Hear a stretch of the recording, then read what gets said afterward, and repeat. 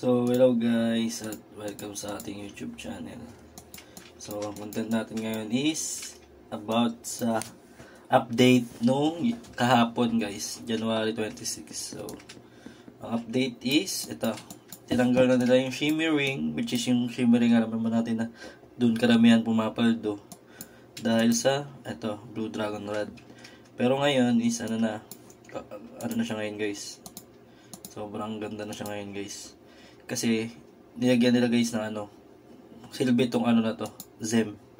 Which is ito guys. Yan.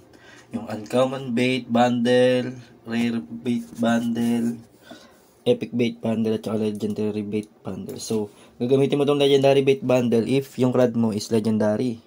So, kung yung rad mo naman is Epic, ito, 69.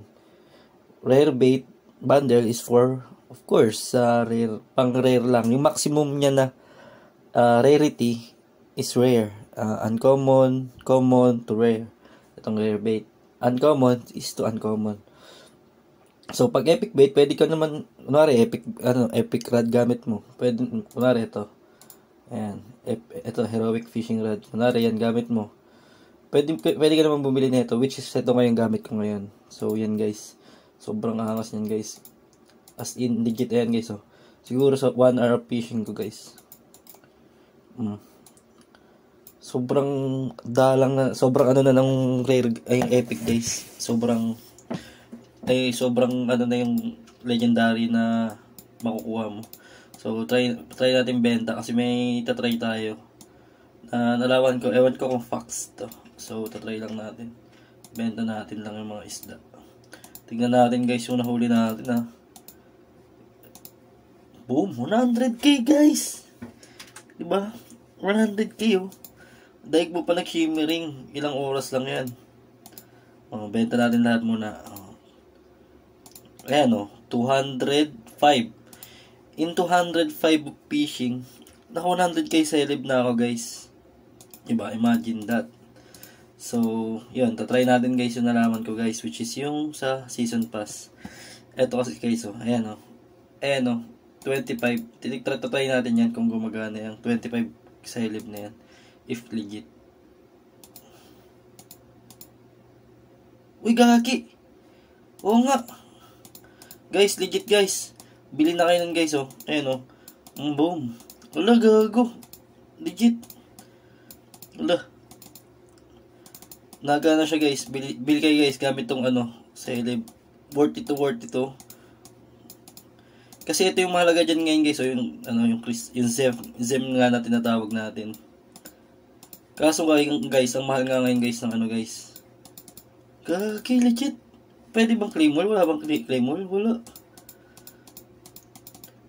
So ito guys, panoorin nyo rin ito. Yung claim to. Kasi yan, dagdag yan dyan. Para mapabilis yung pag-ipon. Gagi guys, ayun may 20 ulit may special reward.